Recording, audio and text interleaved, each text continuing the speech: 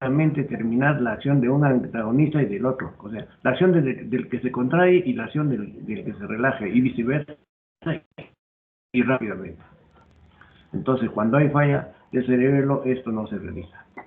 El tono muscular, como hemos dicho, hay una descarga del cerebelo a través de vías troncales que actúan sobre la gama neurona, ¿no?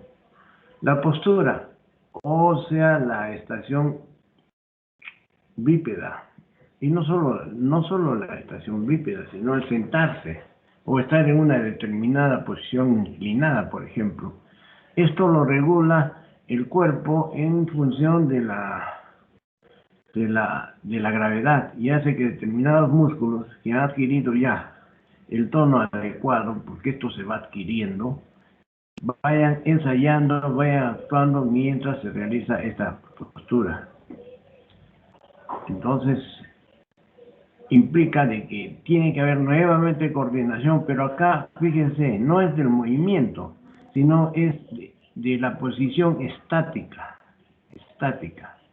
¿Listo? Cuando estamos parados, no necesitamos nosotros decir que las piernas estén así, que los brazos estén así, que la cintura esté así. Todo se realiza de forma automática. A todo esto pues se le llama ataxia, especialmente la acción de pararse y de caminar. Entonces, cuando no existe esto, llamamos una ataxia. Entonces normalmente caminamos en línea, ¿listo? Pero cuando hay ataxia, entonces no hay capacidad de regular dónde comienza, dónde termina la acción de un miembro inferior y el ancho, que debe haber entre control parcial de los movimientos extraoculares en relación a listamos. Entonces, regula el tono muscular, actúa los movimientos voluntarios, ¿listo? Y va logrando la habilidad, ¿ok? Nosotros somos cada vez más finos, ya sea pintando, delineando, esculpiendo, si es que tenemos un talento. Si no, podemos hasta cierto punto desarrollar esa capacidad. Pero imagínense, el que tiene el talento puede lograr explotar esta habilidad y llevarla a un grado supremo, ¿no? Estamos hablando de deportistas, no solo deportistas, ¿no? De cualquier tipo de actividad. Un malabarista, ustedes mismos cuando caminan en bicis, un equilibrista, imagínense, ¿no? No todos pueden andar sobre una cuerda. Entonces ahí con la habilidad simultánea de movimientos voluntarios, pero la acción del tono en la posición de adecuación de determinada postura, pues o la marcha, nos permiten realizar pues una actividad motriz. Entonces el cerebelo ya hemos dividido en el lóbulo nodular, en el anterior y el posterior. Este posterior viene a ser el neocerebelo, es la adquisición, podríamos ser, más importante de los seres vivos. Esto controla las funciones espinales, ¿ya? Y por eso que se llama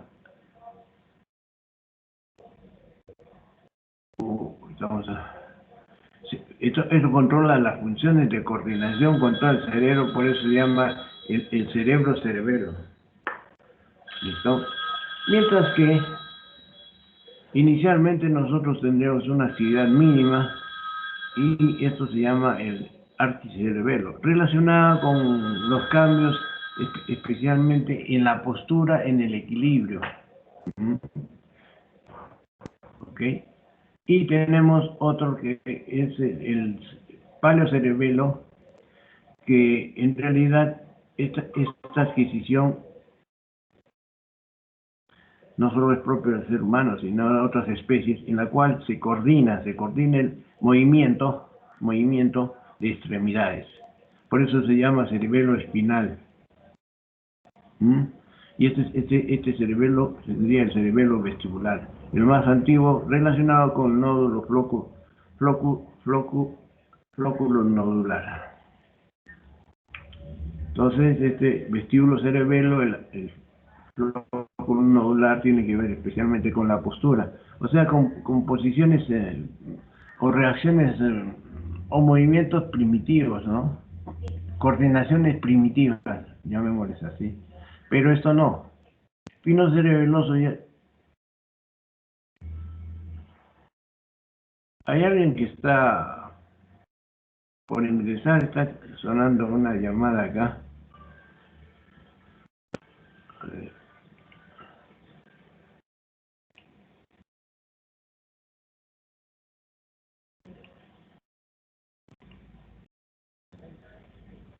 Cierre su micro, por favor, pareciera.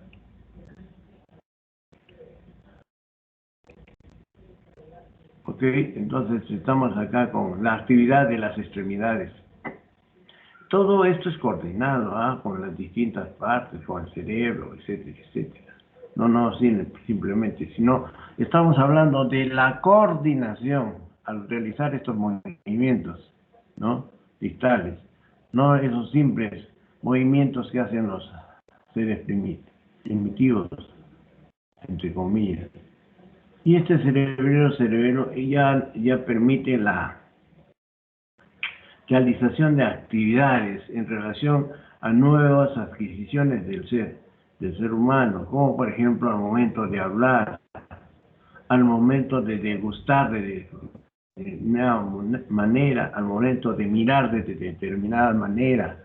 Entonces, eso ya es nuevo. Entonces, existen conexiones a través que nacen del cerebelo, por los pedúnculos cerebrales superiores, llegan al cerebro, los ganglios basales, hacia la corteza premotora, etcétera, etcétera, y ahí se hace toda la programación, ¿ya? Toda la programación. Y al final, entonces se hace el afinamiento de lo que se ha determinado en movimiento a través de la actividad de la vía piramidal. Ok, entonces en conclusión, el cerebro permite la geometría, la isostenia, la sinergia, la dialogocinesia y el tono muscular. Entonces los signos de lesión cerebelosa pues van a ser hipotonía. Y este tono va a estar disminuido en la musculatura comprometida, especialmente en la del hemisferio, en el mismo lado del hemisferio cerebeloso comprometido. ¿Listo? En el mismo lado.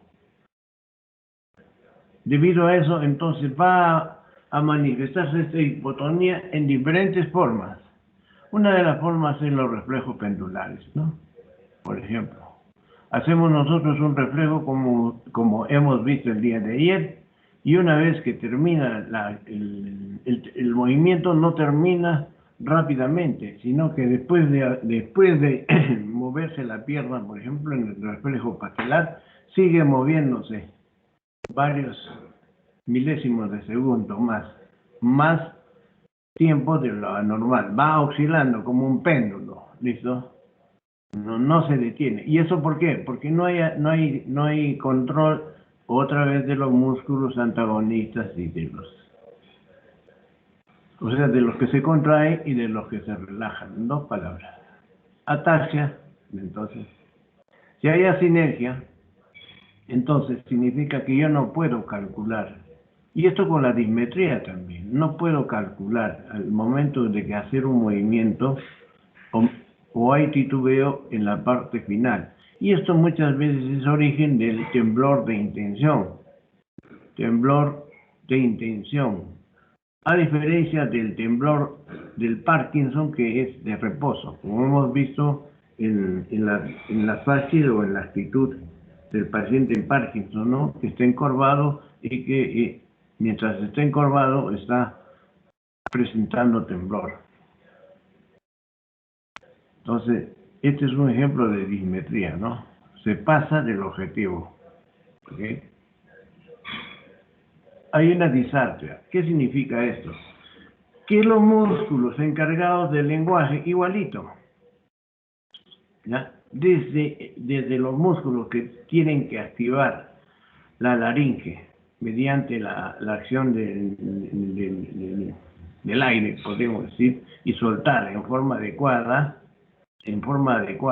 la cantidad de aire, no hay, incluso los músculos de la laringe no están dispuestos en forma adecuada para vibrar de un lado o de otro. Entonces, la palabra, si hay más aire, sale explosiva, o puede salir con poco aire y entonces la palabra es lenta. O sea, tenemos problemas de coordinación al momento que hacemos vibrar las cuerdas vocales. ¿Listo? No es una disfonía. Ojo. No es una disfonía, no es una fonía. No está el nervio vago, en este caso, alterado, sino lo que sucede es de que no hay capacidad de coordinar la relajación y la contracción de los músculos del diafragma intercostales para que salgan una cantidad de aire y hagan vibrar en forma adecuada y con un solo timbre las cuerdas vocales y nos salga una palabra, una palabra con un solo timbre, sino que esto es palabra explosiva. Por ejemplo, vamos a decir, si que quisiéramos decir explosiva, sería explosiva, algo así. Hay momentos en que sale más aire y entonces, por eso se llama esto palabra escándida, explosiva. El temblor intencional, ya lo hemos visto, es un temblor de acción, un temblor cinético, a diferencia nuevamente del temblor de reposo del Parkinson. Entonces, cuando se efectúa movimientos voluntarios, entonces las contracciones y relajaciones son irregulares entre agonistas y antagonistas, nuevamente. Entonces, van a traducirse en un temblor, especialmente si la persona ve y está cercana al objetivo, al momento de tocar un vaso, por eso hay la prueba del vaso también. Este temblor, la visión, el sentido de la vista le va dando información, pero esa información es mal interpretada mal ejecutada o controlada, diremos, por el cerebelo, y entonces nos sale una exageración del temblor. Este temblor de intención aumenta cuando vamos a llegar al objetivo. Ya. En realidad, como dice acá, para entenderlo mejor es un pseudo temblor. Es como más o menos decir de que hay un titubeo, a ver. Y entonces, si es como un titubeo, va a ser un temblor grosero, ¿no? No es como el de Parkinson, que es casi con determinada cantidad de hertz, casi regular, etc. Nistagmo es igualito. Debe haber una relación al momento que se hacen los movimientos conjugados, tanto en sentido lateral como hacia arriba. ¿Listo? Y estos movimientos, igual que la voz, igual que todos, tanto los músculos derechos, izquierdos del ojo, tanto los músculos de un lado de un ojo como de otro ojo, deben guardar una sincronía, ¿me entiende? Entonces ¿qué va a suceder? No hay esta relajación, entonces hay esta descoordinación del movimiento conjugado y que se traduce como un nistagmo. ¿Por qué? Porque tenemos nosotros a nivel cerebral un centro del control de la mirada. Esto es interesante. Tenemos un centro del control de la mirada y como estamos con los ojos abiertos, entonces la imagen queremos corregirla rápidamente frente a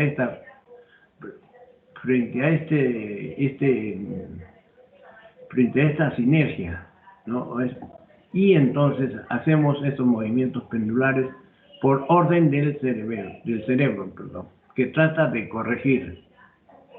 Entonces, el nixtamo tiene su acción, sus efectos, pero tiene mucho que ver la acción del cerebro que trata de corregir el centro de la mirada. Pérdida de influencia nerviosa en el sistema vestibular. No solo es eso, sino en realidad el cerebro, el centro de la mirada corrige toda vez que hay estos movimientos irregulares, esas miradas dobles. Descomposición de los movimientos. Bueno, esto esto traduce todo esto, todo lo anterior. O sea, si no hay, igual que acá, como dice, ¿no? Si no hay la capacidad de coordinación entre contracciones de agonistas y antagonistas, de contracción y relajación de músculos, entonces va a haber alteración en movimientos consecutivos. No, esa es la dialogocinesia. La iniciación y el desarrollo final de los planteamientos son deliberados. Va a haber una discronometría. Lógico. ¿Por qué? Porque hay un retraso o hay un adelanto en la acción, tanto de los que se contraen o los que se relajan. O empecemos más fácilmente por entender de que los que se relajan no se relajan a tiempo. ¿Listo? Entonces hay un retraso anormal de la puesta de la nueva actividad. Por prolongación en parte de la misma actividad, de la actividad anterior, ¿no? Imagínense el momento de pronar y supinar la mano, ¿no? Entonces, si yo quiero pronar nuevamente, hay un retraso, ¿no?, en la actividad de los músculos que han permitido la supinación. Entonces la pronación nueva que voy a hacer y rápida no se va a ejecutar en forma adecuada, sino va a haber una discronometría. Entonces eso es conocido como disdiacocinesia, capacidad de realizar alternantes, ¿no? Por ejemplo, pronación, extensión, dorsiflexión del pie. Existe eso. Esto es lo mismo también que podemos encontrar en el signo de rebote de Stewart Horner. ¿Qué sucede acá? ¿No? Hemos dicho, debe haber asinergia. Perdón, normalmente debe hacer sinergia. Y esto es, si estuviésemos nosotros evaluando la flexión, en este caso del bíceps, pues no hay ningún problema. Hacemos resistencia y el paciente hace fuerza. Ok, valiéndonos de esta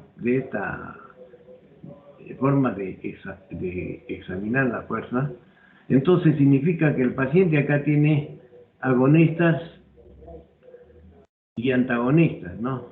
Normalmente, unos que facilitan, en este caso, la flexión, y hay otros que tienen que relajarse, ¿ok? Pero aquí, ¿qué sucede? De que el paciente, al presentar esta falta de coordinación, por ejemplo, si hace fuerza, no rápidamente, si le soltamos, no frena la actividad, sino se prolonga la actividad e incluso llega a golpearse. Por eso se llama prueba del rebote. Imagínense, ¿no? Estamos haciendo fuerza y el paciente, si suelta la mano, es fácil que se den cuenta, o sea, dos manos, y eso lo pueden hacer ustedes con, ¿cómo se llama?, oponiendo sus manos. ¿Y qué pasa? Si suelta una, la otra, si sigue haciendo la acción, es porque estaríamos frente a una prueba de rebote. No necesariamente la Stewart Horner, ¿no?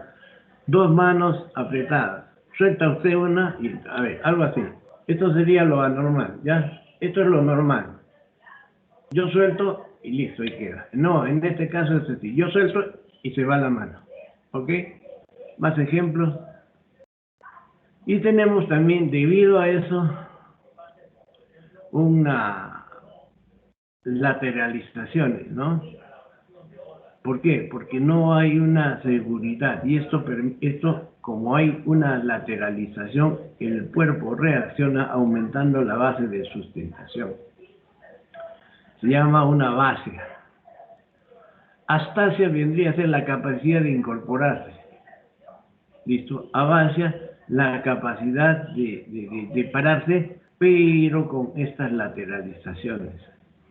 Y entonces, cuando yo, estando el paciente, le pido que camine, ¿me entiende? Va a caminar en forma de zigzag, ¿no? O sea, aquí supongamos que este pie está adelante, este pie debe venir acá normalmente, de acuerdo a una línea. No viene acá, sino puede venir acá, y si viene aquí, va notando pérdida de equilibrio y este pie tiene que venir más acá, a fin de mantener siempre una distancia importante entre pie y pie para no caerse. Si a este paciente le decimos que haga la marcha en tándem, o sea, un pie delante del otro, nunca lo va a poder hacer. ¿Por qué? Se cayó. Entonces, esto ya es la misma cosa en relación a los nistagmos, como le digo.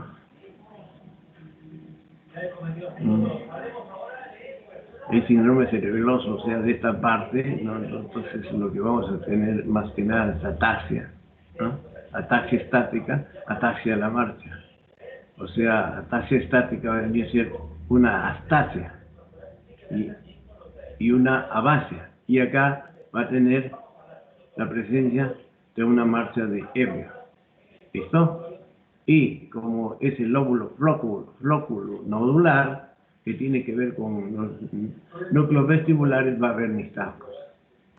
Ok, este es típico lo que vamos a encontrar en un paciente con problemas acá. Ejemplo, es un niño de 11 años que comienza a presentar, a ver, cefalea, recurso de intensidad progresiva, poco a poco aumenta la base de sustentación, no puede pararse, vómitos. Listo. Cosas raras, en un niño es infrecuente la cefalea. No debe dolerle la cabeza. El niño no debe tener vómitos asociados a esta cefalea. Y al caminar y al pararse debe pararse fácilmente. Y al caminar no debe caminar bamboleándose, para que me entiendan. Entonces, si tenemos eso, como cuando hay un tumor, por ejemplo, un meduloblastoma que afecta esta parte de acá, entonces decimos que hay síndrome cerebeloso medio.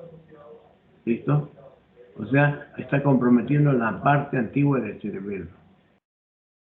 Pero cuando la lesión es a nivel del hemisferio, la cosa cambia, ¿no?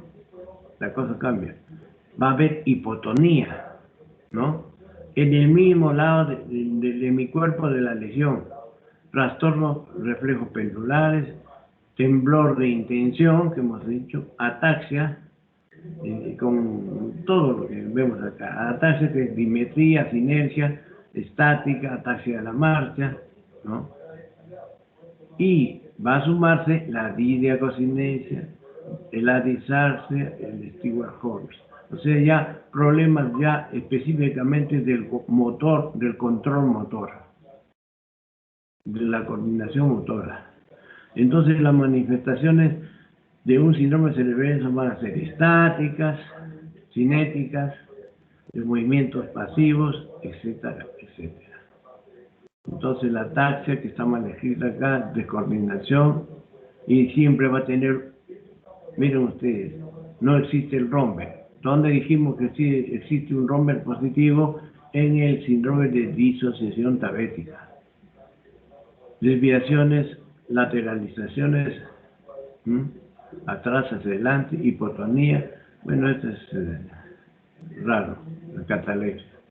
Y la gran asinergia, ¿no? Gran asinergia, miren. Entonces, en la marcha, en todo, en todo. La dismetría al realizar los movimientos con las extremidades, la marcha cerebelosa, que es parte de la gran asinergia, el temblor de intención, y la diadocosinesia, que todo viene a ser lo mismo. Okay. Entonces, miren ustedes acá, en este movimiento pasivo que estamos tratando de evaluar la flexión del codo, listo, soltamos rápidamente ¿no? Soltamos rápidamente y el paciente puede llegar incluso hasta golpearse la cara. ¿No? ¿Por qué? Porque siente rápidamente esta liberación y entonces no se va a interpretar y normalmente debiera pararse aquí, llamémosle eso, ¿ok? Pero no, se exagera la respuesta y se llega a tocar el hombro. Esta es otra forma, miren ustedes, ¿no? Podemos trazar 2 rayas, listo. Comienza el paciente, y esa es la prueba de la escritura, ¿ya? Lo más importante es que el paciente comienza y le decimos que se detenga acá. Y como no hay la capacidad de regular bien antagonistas y ¿cómo se llama? Y antagonistas, entonces llega un momento, ya está para llegar, o se queda acá, o si no, se pasa. Frecuentemente se pasa, casi no termina, ¿no? Háganlo ustedes, van a ver que sí, en algunos casos pueden usar el mouse, es un problema. Entonces,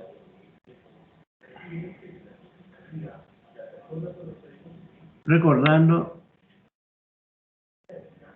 astasia, la incapacidad de incorporarse, la fascia es la capacidad de mantenerse de pie, señores, temblor de intención, las desviaciones que existen en la fascia y la hipotonía, trastornos de la marcha, marcha ebrio también se dice, la incapacidad, las pruebas, incluso en esta marcha de gatos va a haber problemas de sincronizar adecuadamente. Pruebas de inversión, la de cocinesia, trastornos idénticos. Esta es la marcha titubeante. Esta es una marcha de cerebelosa típica. Existen estos pacientes con trastornos, podríamos decir, en la infancia, es la ataxia de Friedreich, bien conocida. Y esto por eso ven ustedes una persona joven. Entonces, justamente ya se le va encontrando. Ojo, los procesos cerebelosos pueden ser agudos o crónicos, ¿ah? Pueden ser partes, solo comprometerse el cerebelo o comprometerse además el cerebelo y el cerebro y etcétera, como algunos trastornos degenerativos, ¿ok? Entonces, esa dimetría, torpeza, no hemos llegado y vamos a voltear el vaso, la didiacocinesia o diadococinesia, temblor de intención, la marcha de borracho, que es una marcha táctica finalmente, marcha de ebrio también. Esta es otra cosa que incluso se ve mejor en los movimientos bien rápidos como de bailarines. Bueno, y el reflejo pendular que habíamos dicho, ¿no? O sea, estimulamos y sigue moviéndose el pie como respuesta.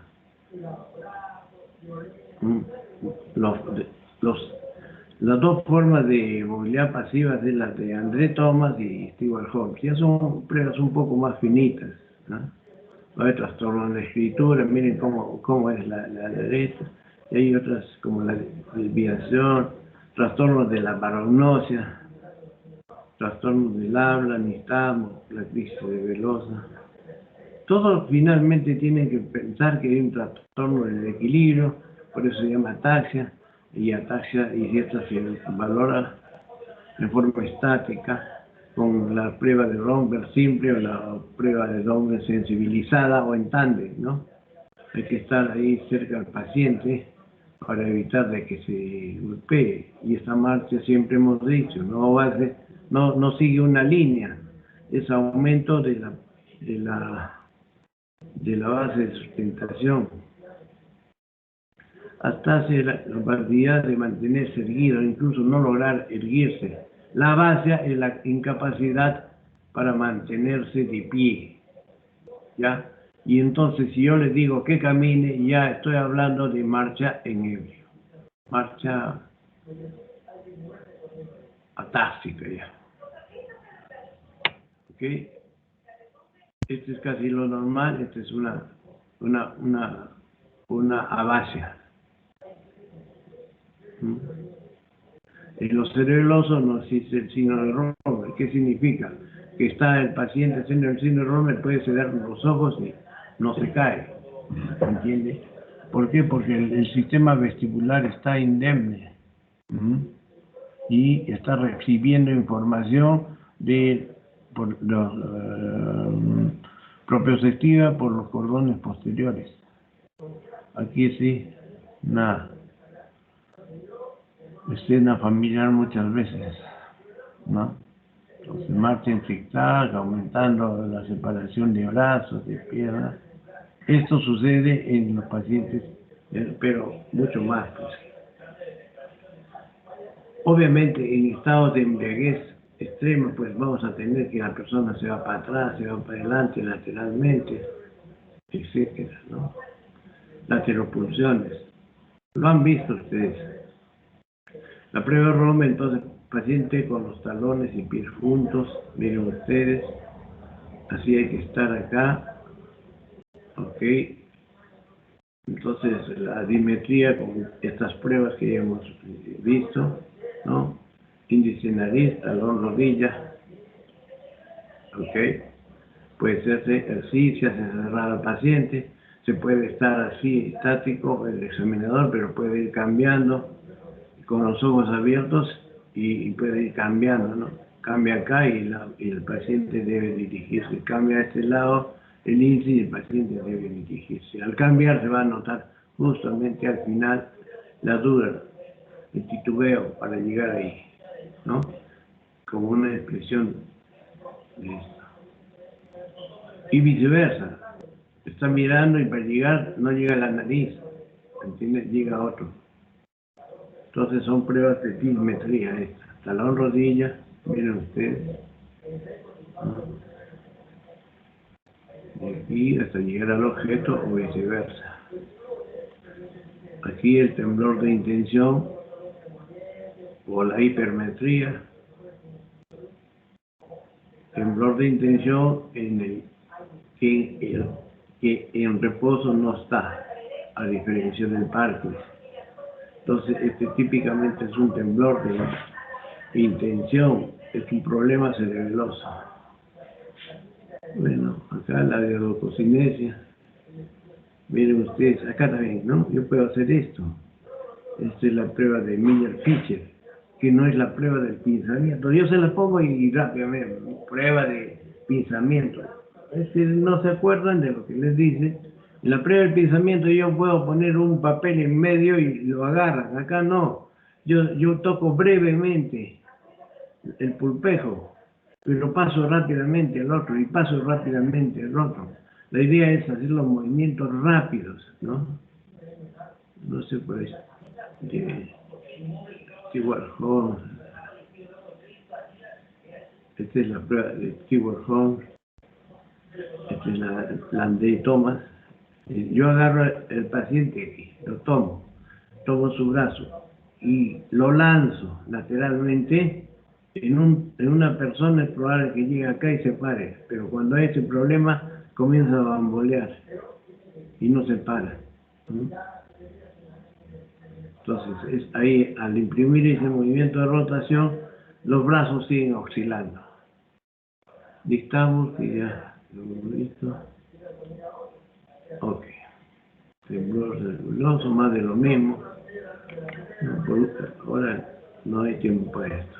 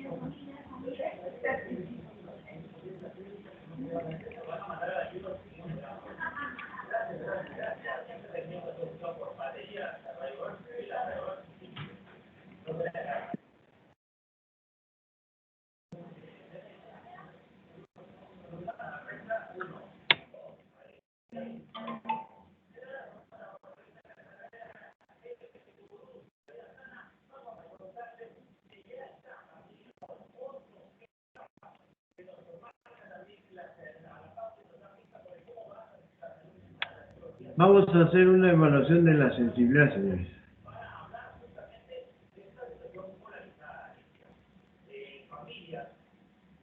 Al evaluar la sensibilidad, ¿se ve, se escucha?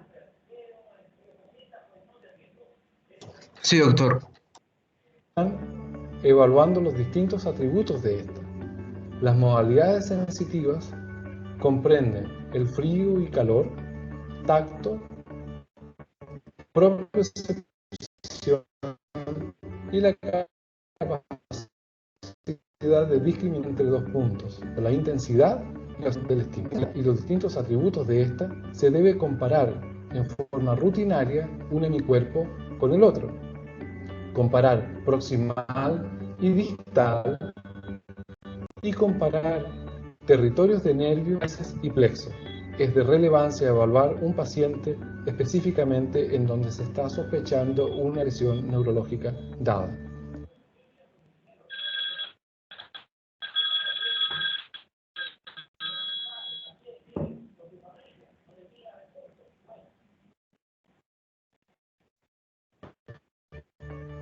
Táctil ocupamos un estímulo simple como una mota de algodón, con lo que aplicamos un estímulo cercano al umbral táctil.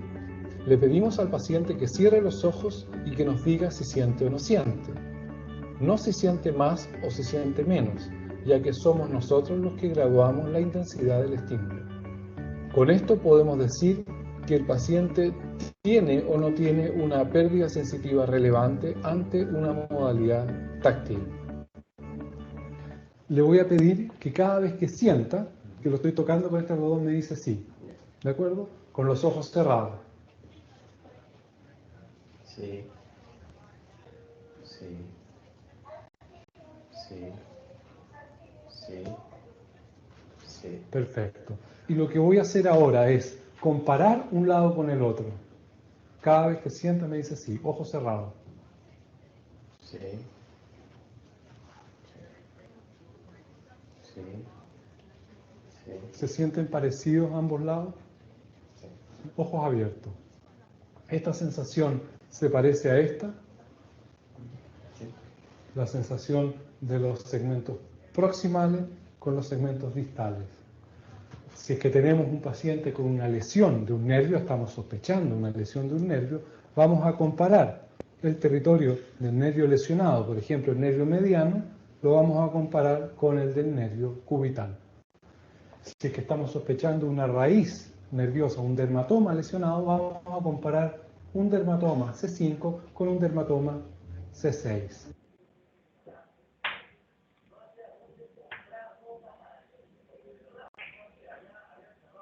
Luego, con un instrumento abusado, preferentemente no metálico, pues puede dañar la piel, y eliminable, como un mondadientes o una punta de un bajalengua, evaluamos de la misma forma la sensibilidad dolorosa comparando un hemicuerpo con otro, proximal y distal, y los distintos territorios nerviosos. ¿Siente la pinchadita? Sí. Perfecto. ¿Siente la pinchadita? Sí. ¿Sí? ¿Siente ahí la pinchadita? No. No. ¿Siente la pinchadita? Sí. ¿Esta pinchadita se parece a esta? Uh-huh. Entre esta pinchadita y esta pinchadita.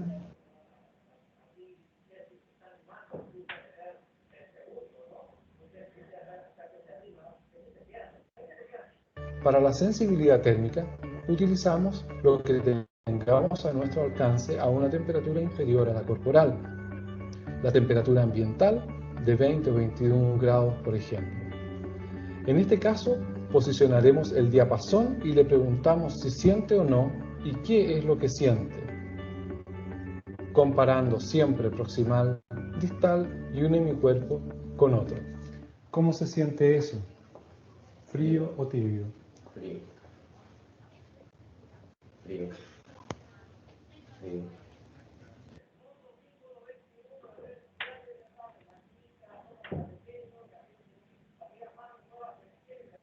A continuación, evaluaremos la sensibilidad vibratoria con nuestro diapasón de 128 Hz. Lo hacemos vibrar y lo apoyamos sobre prominencias óseas. Nos diga qué es lo que siente. Vibración. Vibración También. sobre las superficies óseas. ¿Sientes algo ahí? Sí. Vibración, No. Sí. vibración, Sí. vibración. También. También. Perfecto. Comparamos proximal y distal, proximal y distal.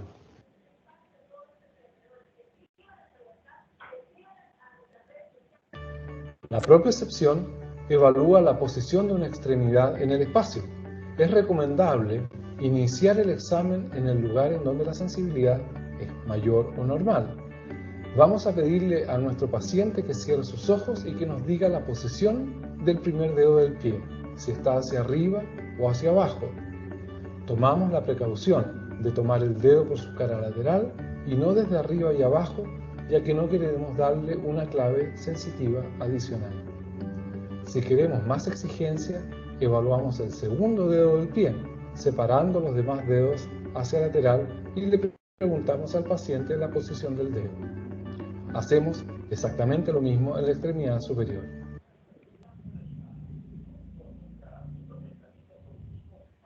La evaluación de la capacidad discriminatoria de un individuo, para eso lo que de discriminación de 2 puntos de un individuo, para lo cual ocupamos un instrumento que se llama un compás de Weber, que es bien sencillo. Uno puede utilizar 2 de estos palitos. Yo tengo un compás de Weber un poco más elegante. Y te voy a pedir que tienen una separación de 5 milímetros, las 2 puntas. Te voy a tocar con un palito o con los 2 palitos. ¿Sí? Tú me dices 1, 2 o no sé. Ok. 1, 2, 2, 2, 1, 2. Perfecto. En todo acierto. Más difícil en los pies. Los mismos 5 milímetros, ¿no? 1, 2, 2, 2. Perfecto. La capacidad discriminativa es mayor en algunas zonas, particularmente en la región perioral, en los labios, en donde alcanza a un par de milímetros.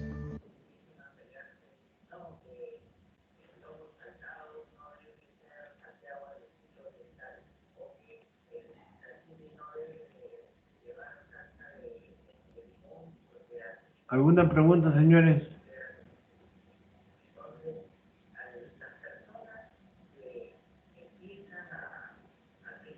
¿Mm?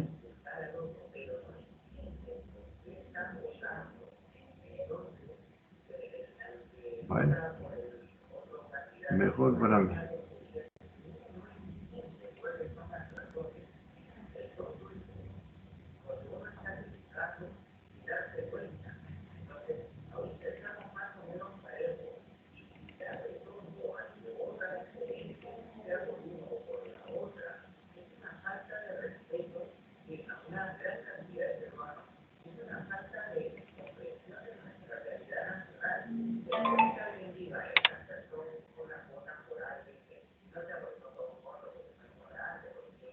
Doctor, disculpe. Sí, señor. Ah, no, doctor, es una duda respecto a los instrumentos. Por ejemplo, en la elaboración del video del examen neurológico, Al ¿tendríamos final, que comprar un diapasón? O sea, esos instrumentos. escúcheme una cosita.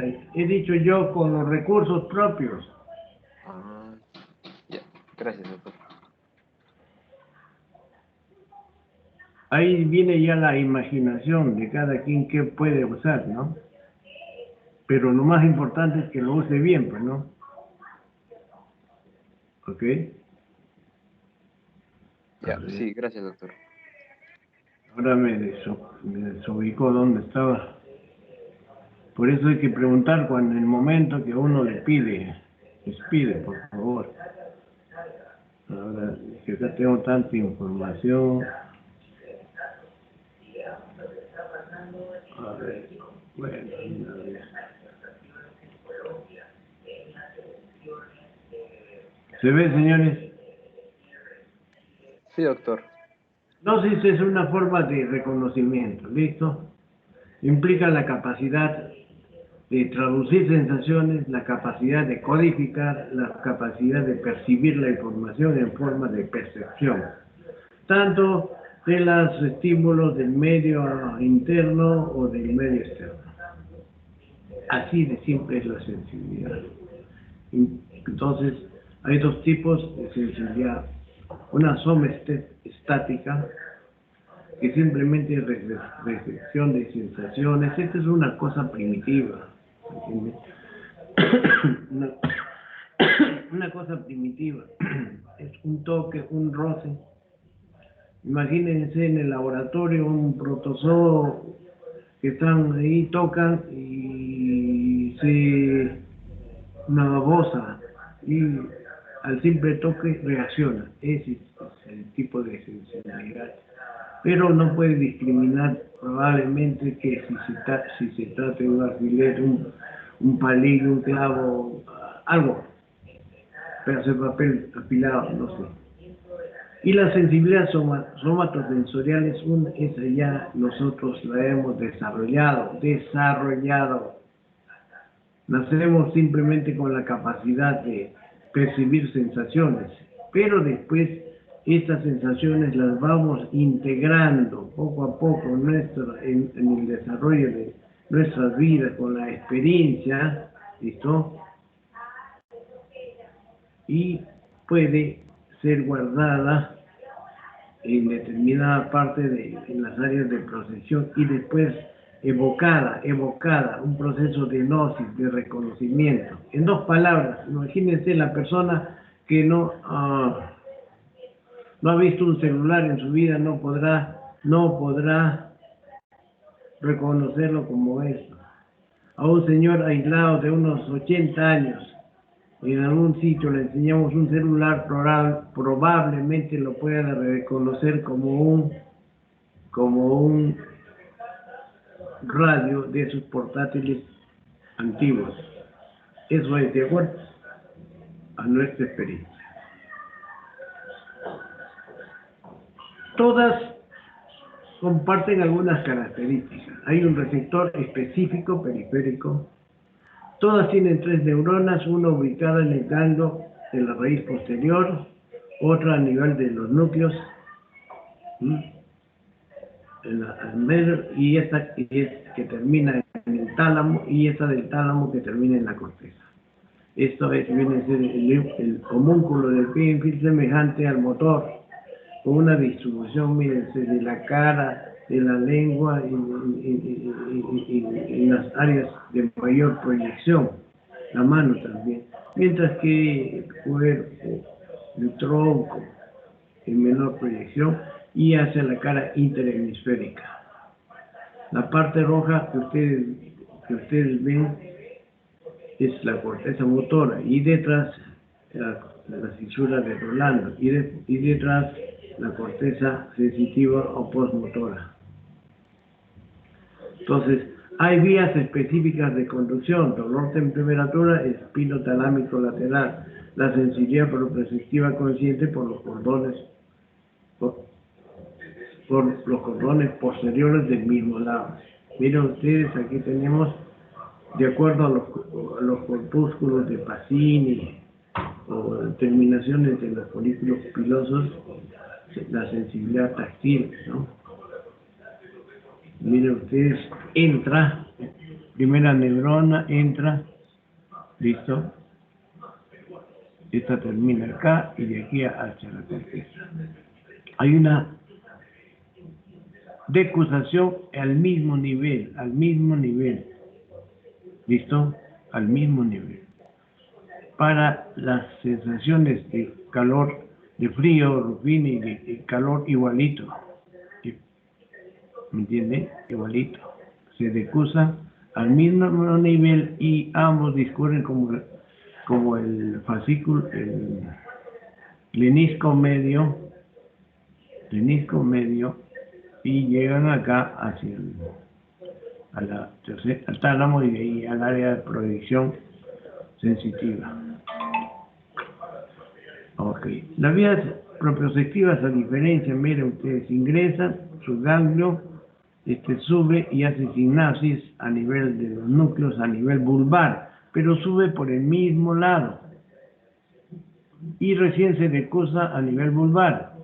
Y después sube, lenisco medio, y llega a la corteza, perdón, al tálamo y de ahí a la corteza. Más o menos acá están los dos signos. Insisto, miren ustedes la trayectoria de la propioceptiva y miren de la vía termoalgésica. La propioceptiva va por el mismo lado, la termoalgésica por el lado contralateral. Pero al final ambas se decusan y llegan a la corteza contralateral. Estas son la distribución de los dermatomas, ¿no? Por ejemplo, acá tenemos la distribución de 4 a nivel de las tetillas, de 7 a apéndice cifoide, de 10 a nivel del ombligo, y miren en la pierna, miren la parte externa S1, la parte media L5, la parte interna L4, y aquí hay la distribución sacra, solamente a nivel de la región perineal, y entonces eso se entiende que lesiones sacras pues se pueden alterar, alteraciones esfinterianas, sin embargo no hay alteraciones de los músculos voluntarios. El paciente puede caminar, listo, puede mover las piernas, puede flexionar las rodillas. Bueno, tipo de sensibilidad, esteroceptiva, propioceptiva, interoceptiva, sencillísima, ¿no? Piel, mucosas, ligamentos y esto de vísceras. Y existe un tipo de sensibilidad de integración cortical, entonces yo puedo interpretar, estoy sintiendo un dolor en la mano derecha y yo puedo diferenciar si es por, si es por un elemento romo, si es como un elemento muy afilado como un bisturí, etc. Hasta eso puedo discriminar. Entonces, esa sensibilidad superficial comprende la térmica, la dolorosa y la táctil. Okay. Pero la sensibilidad profunda, y ojo con esto, existen unos receptores propios, que se llaman propios receptores, que están especializados para captar, ¿no? Por ejemplo, para captar la presión profunda, ese acto se llama avarestesia. Si yo no puedo, llamo avarestesia, apreciación de los pesos. Si yo no puedo captar, yo estoy hablando así, si no se puede decir paciente, por ahorrarme palabras, ¿no? Si no puedo captar yo los pesos, se llama avarognosia.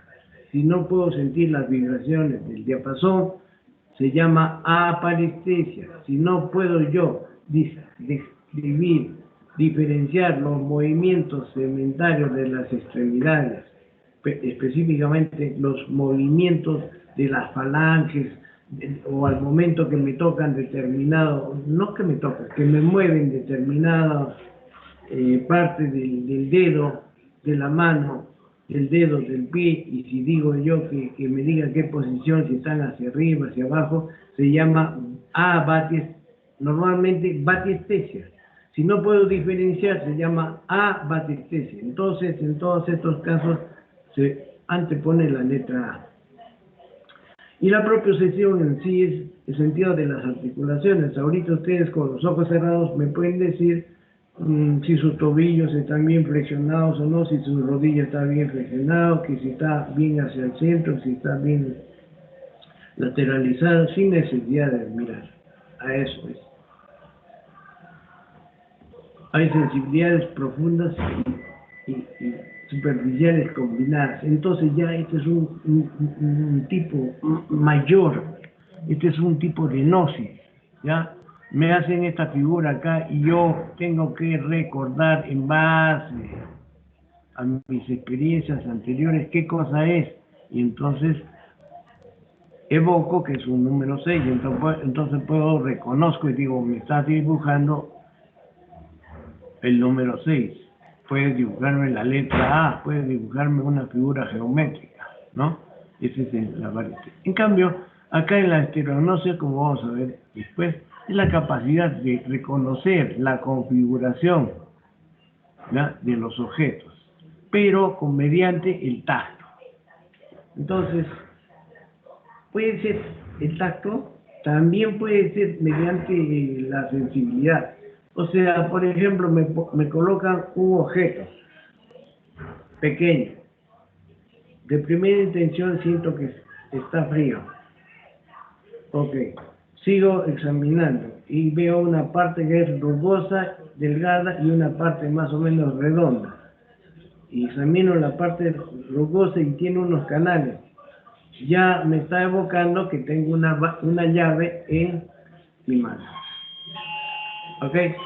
Eso se llama la estereognosia. Si yo no tengo esa capacidad, se llama aestereognosia. Si yo no tengo la capacidad de reconocer la escritura de objetos, se llama agrafiestesia. Dolores internos. Ok. Unos términos antes. Anestesia, desaparición de todo tipo de sensaciones, ¿ya? Puede ser parcial, en un nervio solamente de un tipo de sensaciones, ojo, ¿eh?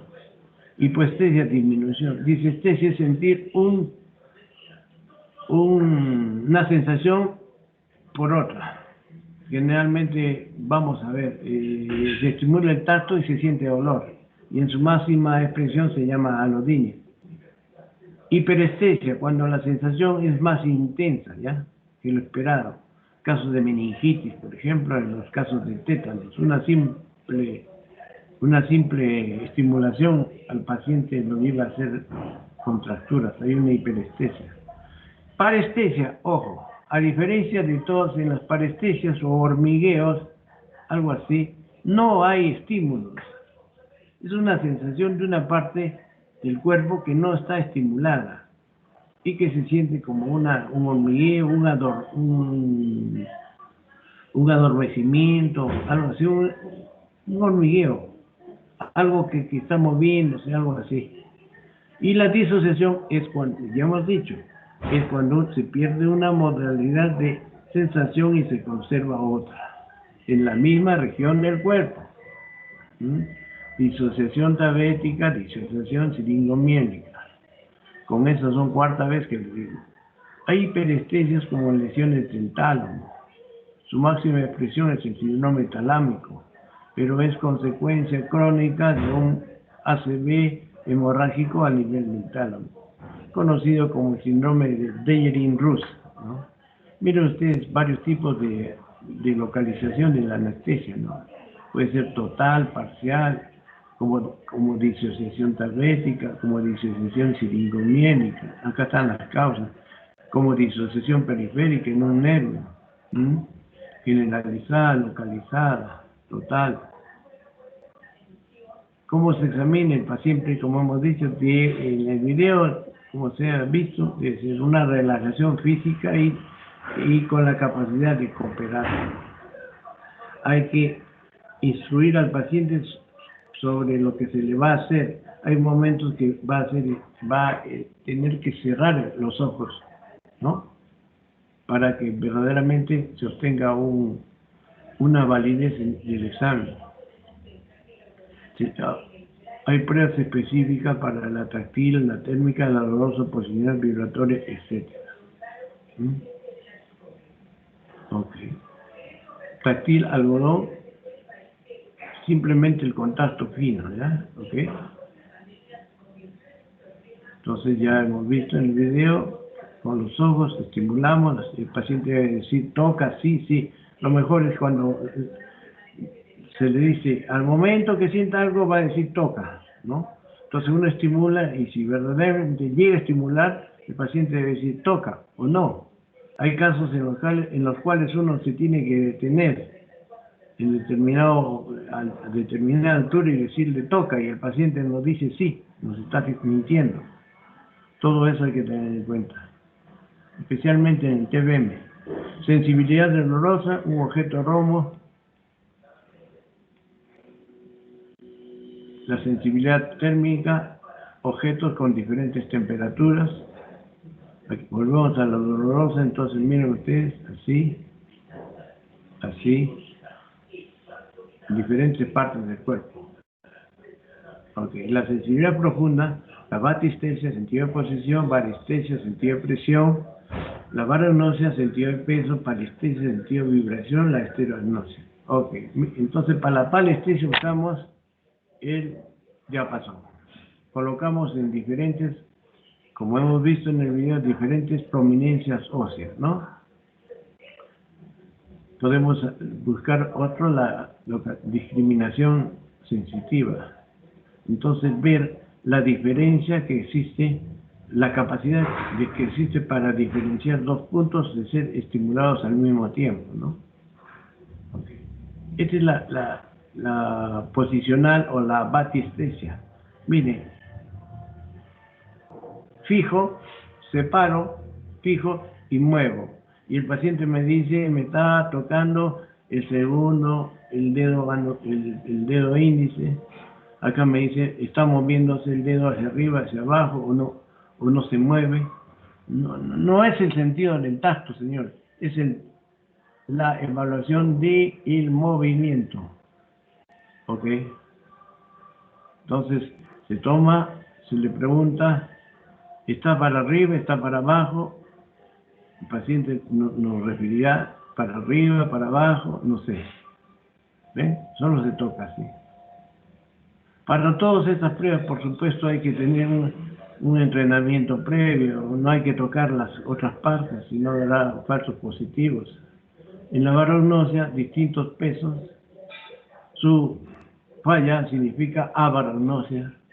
Hemos dicho que cuando hay problemas cerebelosos puede haber abarognosia.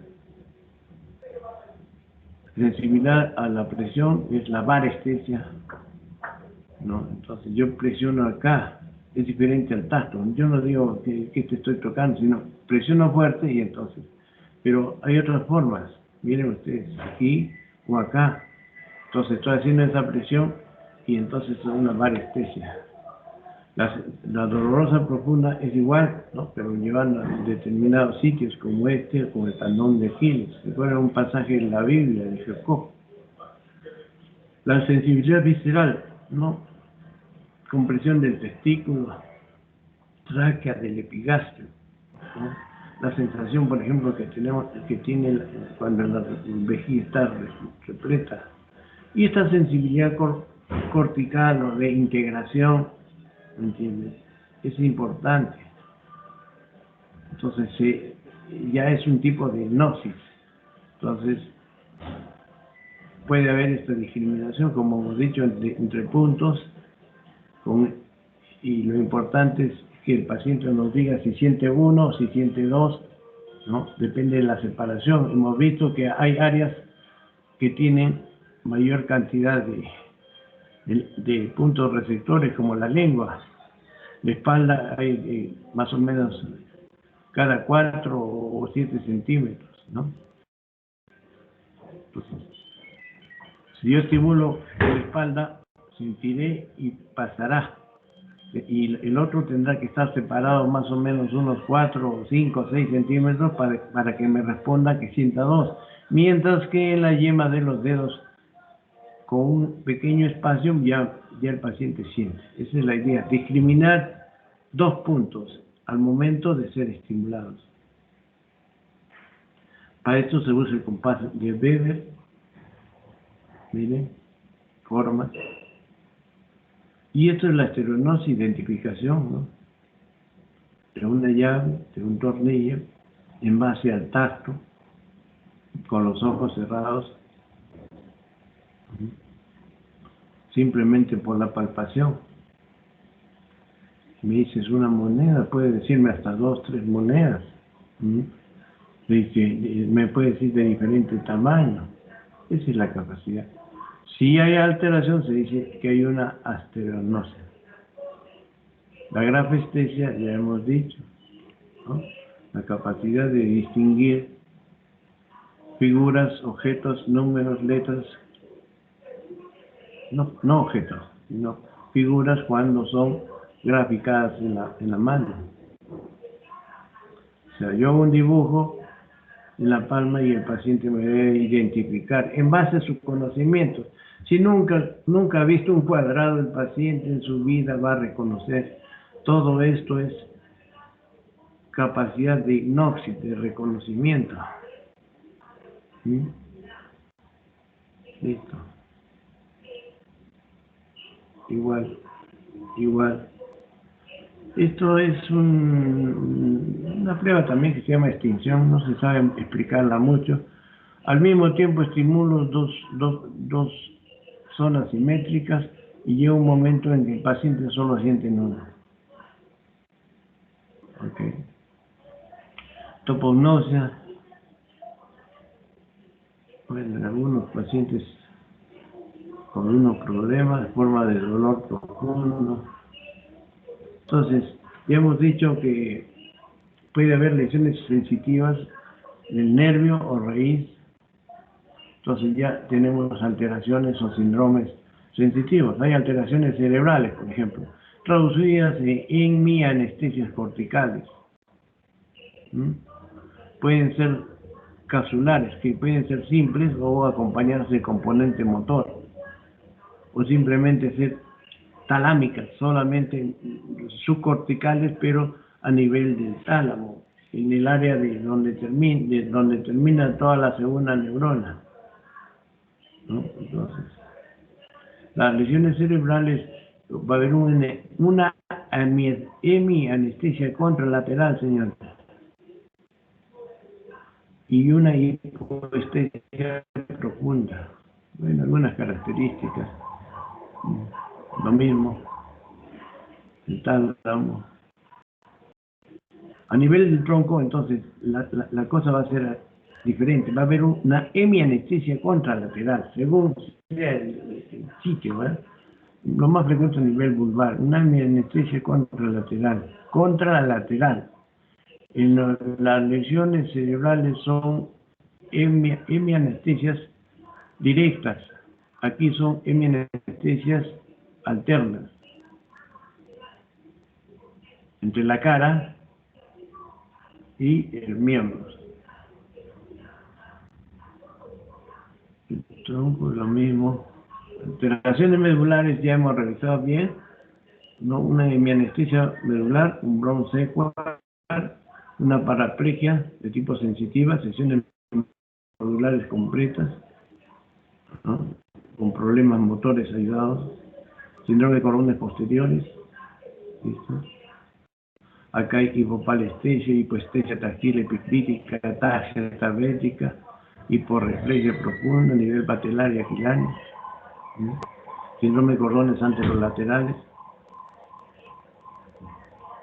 síndrome del cono medular, síndrome del centro medular que hemos visto, donde específicamente la disociación silingomélica, lesiones de cordones posteriores. A ver, vamos a ver acá. Entonces, esto, sección medular completa, tercera vez que lo hablamos, lesión por debajo, lesión centromedular, es una diplegia con disociación o anestesia suspendida, conservación de la sensibilidad propioceptiva y vibratoria, pero la térmica está abolida. Ejemplo, le puse, el paciente tiene un cigarro en la mano, se quema, pero si le decimos el cigarro, ¿dónde está? Puede identificar que está entre el segundo y tercer dedo, etc. Este es un síndrome de Brown sequard o de hemisección medular, con un problema motor y propioceptivo del mismo lado, en este caso izquierdo, y con un problema termoalgésico y del lado contralateral. Así. ¿Listo? Y acá está sensibilidad termoestética. Síndrome diabético de los cordones posteriores. Entonces, hay todo lo que hemos referido hace unos instantes. Síndrome, bueno, medulares son estas hemiplegias, hemianestesias alternas, miren ustedes, como es una hemianestesia alterna. Los síndromes radiculares, entonces las raíces, dependiendo cuál sea, se van a verse afectadas. ¿No? Hay afectación de plexos, hay afectación de una sola raíz, una hernia, por ejemplo. Hay afectación de un grupo, en un dermatoma, por ejemplo, un Esper-Zoster. Vienen otras cosas, la distribución de...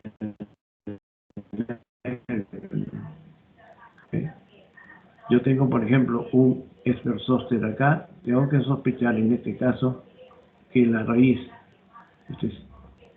mire, acá termina el D12, que la raíz L2 está comprometida y siente el paciente acá una erupción y siente dolor y siente todo eso. Diagnóstico es un síndrome de la raíz posterior, entonces un Esper-Zoster. Varios nervios, entonces hablamos de polineuropatía, ya sea en forma de guante o de calcetín. Es un resumen: agrafistesia, apalistesia, varanosia, avaristesia, abatistesia, anestesia, etc.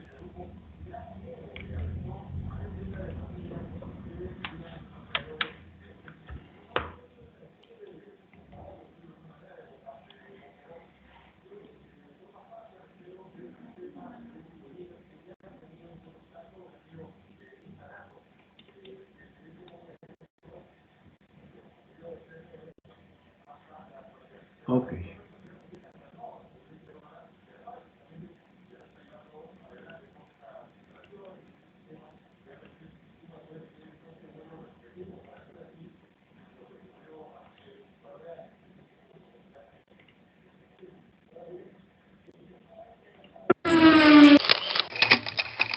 Bueno, hemos dicho los aspectos, el contenido y el nivel de vigilancia. Es que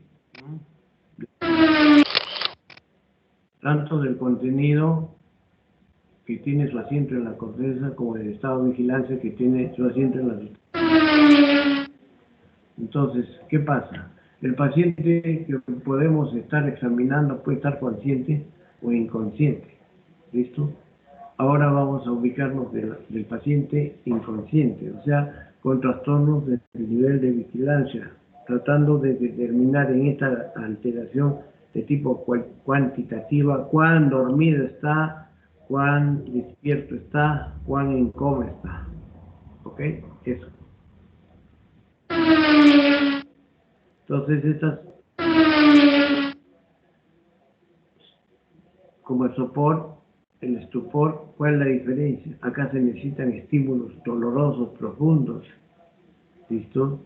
Aquí hay inicios de daño neurológico. Acá no es un estado transitorio después de haberse adormitado en las mañanas, ¿no? Después de haber trasnochado, un estado normal de sueño, pero que puede ir del sueño normal a un sueño un poco más profundo, que puede despertarse con estímulos simplemente verbales o de movimiento, ¿ok? Es como cuando, por ejemplo, ustedes se despiertan por un temblor o una palmada, ¿ok? En cambio, en el estupor, no, ya existe una enfermedad subyacente que determina un compromiso más profundo en la sustancia reticular, y entonces ya se necesitan estímulos más intensos, más intensos, más intensos. Y hay alteraciones globales como 5. Entonces, esto es más importante, este produce conciencia, pero es rápida. Es rápida su recuperación, mientras este coma puede ser duradero,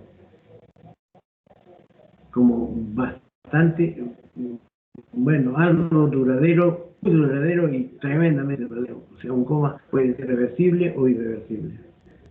Entonces, es un compromiso global del nivel de vigilancia. Es una verdadera negligencia. Hay alteraciones también de contenido. Se caracteriza porque el paciente no abre los ojos.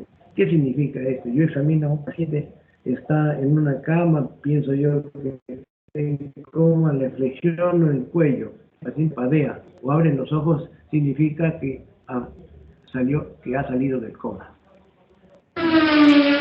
Entonces, el paciente no habla, no se mueve y no abre los ojos. Así tendría que ser, ¿no? Una escala de Glasgow. Pero no tiene esa valoración como vamos a ver. Expliquemos algo. La sustancia reticular recibe aferencias visuales, auditivas y especialmente de los niveles, a nivel espinal, ¿no? Estímulos dolorosos, estímulos propioceptivos, etcétera, etcétera. Y se despierta, aunque también puede despertarse en forma espontánea la sustancia reticular, de acuerdo a los ciclos de vigilia-sueño, el ciclo circadiano. Una vez que se despierta la corteza por estímulos de forma espontánea, se proyecta hacia la corteza despertándola. ¿Listo?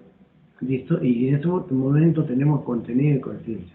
Pero la corteza mantiene a su vez a la sustancia reticular activada y se va haciendo un circuito, un feedback. Entonces, que se va a traducir porque la corteza va a tener el despertar, además actividad motora y todo tipo de actividades. Y a juicio, su máxima expresión sería, para mi gusto, el lenguaje en base a tener una atención. Estuve yo haciendo un ensayo, ¿no? ¿Cuál fue primero, el lenguaje o la atención? Y verdaderamente llegué a la conclusión, lo primero que tuvo que haber fue la atención. ¿Listo? O sea, el simple contacto. A ver, imagínense de un elemento simple, de un elemento, bueno, ya son procariontes, pero de un elemento así algo bajo, el simple roce tuvo que algún momento, dentro de su desarrollo, sin haber lenguaje, o sea, lenguaje es comunicación entre dos, sin haber lenguaje, simplemente tuvo que llamar su atención. Por ahí comencé. Por ahí comencé. Entonces ya cuando hay lenguaje, señores, significa que tenemos atención, capacidad de poder atender, no entender, eso es otra cosa. Al principio tuvimos capacidad simplemente de elaborar, qué sé yo, algunos gritos, algunos no monosílabos o algunas cosas. Y de ahí, en base a la atención que se fue desarrollando simultáneamente, captamos nosotros a otras personas, ¿no es cierto? Y después fuimos desarrollando algo parecido y entonces ya se fue en base a la atención que tenemos que tener para todo, porque nuestra atención es interna y es externa y es la capacidad de enfocarnos, como hemos visto en el segundo video. Sí, la capacidad de enfocar en un punto. Ustedes ahorita estamos ambos enfocados en esta exposición. Eso es importante. Entonces, primero se enfoca, entonces hay pacientes con fenómenos, ¿no? En los cuales aparentemente no hay atención o no nos ofrecen, no se nos dan como que están captando nuestra atención, ¿no? Como aquellos niñitos, ¿no? Con algunas enfermedades muy especiales, ¿no? Entonces, Estos niños no captan y si viven en su mundo, ¿no? En su mundo y siguen viviendo en su mundo. Bueno, sigamos. La sustancia reticular, entonces, es el punto importante a nivel de la función de la vigilancia del nivel de alerta. Y esta puede ser destruida. Imagínense todo lo que tuvieron las experiencias de Mogó, Murusi, ya van a pasar 100 años de esas primeras experiencias que se hicieron en gatos al cortar partes del tronco encefálico y ver cómo es que la destrucción selectiva de esta sustancia, ya sea eléctrica o por intoxicación con barbitúricos, llevaba al coma. Y ya después hemos interpretado que estas sustancias pueden destruirse por procesos intrínsecos, propios, como un coágulo o algo que los comprime, un tumor de la fosa posterior, o procesos extrínsecos, ¿no?, al tronco, como procesos supratentoriales que llevan por relación a su destrucción en sentido rostro caudal. Hay procesos, si nosotros intoxicamos a una persona con algún depresivo, diazepam, esto se afecta. Lo conocimos primero por la presencia de barbitúricos, ¿no? Entonces esas intoxicaciones metabólicas inhiben, la alteran y producen coma. Entonces hay lesiones hemisféricas cerebrales que producen comprensión y comprimen el tronco encefálico desde el mesencéfalo y llevan al coma. Y hay presiones transtentoriales igualitos que comprimen la sustancia reticular y llevan al coma. Entonces, compresión del tronco con destrucción directa y herniaciones de amígdalas cerebrosas llevan al enclavamiento cerebral. Hay procesos simplemente de inhibición tóxicos o metabólicos que llevan por disminución del flujo cerebral. Claro que si esto es una intoxicación grave, pues todo se compromete. Hay lesiones supratentoriales que pueden llegar al coma. Pero antes de examinar siempre se tiene que hacer una evaluación. ¿Para qué? Para dar los primeros auxilios, el ABC, tratar de determinar si el paciente respira bien, tiene una buena frecuencia cardíaca, la vía aérea está despejada, y determinar qué lesiones de otros órganos pueden comprometer la vida. Okay. Usualmente debemos evaluar el nivel de conciencia, ya sabemos que está inconsciente, el estado de las pupilas, la respuesta motora, el patrón respiratorio, los movimientos oculares, ¿ya? Antes que los movimientos del patrón respiratorio. Ya en ponernos en contacto con el paciente podemos por la anamnesis más o menos inferir de qué se trata en base a algunos antecedentes.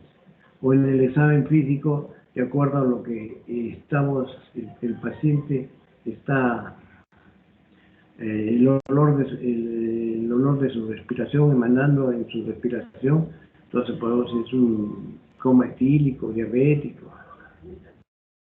En la inspección del si está cianótico, insuficiencia respiratoria, de diversas causas, ¿no? Si eso está rojo cereza, rubicundo, entonces rojo profusa, diremos que es un paciente que está en un coma hipoglicémico, ¿no? Bueno, y el examen más o menos también ya general nos va a decir si hay aumento de la presión intracraneana, arterial, ya nos debe hacer sospechar una hemorragia. Y todo lo que, hemorragia intracerebral, y si hay hipotensión tendrá que haber una baja de presión por diferentes causas, ¿no? De los vasos del corazón o hemorragias. Resistencia bradicardia más hipertensión intracraneal. Entonces ya nos debe hacer pensar en una hipertensión, en un problema en un problema de enclavamiento, un problema orgánico. Paciente comatoso y febril, listo, infección, lesiones de centros reguladores de la temperatura como el tálamo, hipotermia en coma etílico, hipoglicemia. Ok, aquí hay numerosas, más o menos, causas que pueden ustedes. Entonces tenemos que hacer un físico general en nivel cerebral del tronco, en su parte superior, inferior y de la función medular. La función cerebral. Para eso aplicamos la escala de Glasgow. ¿Listo?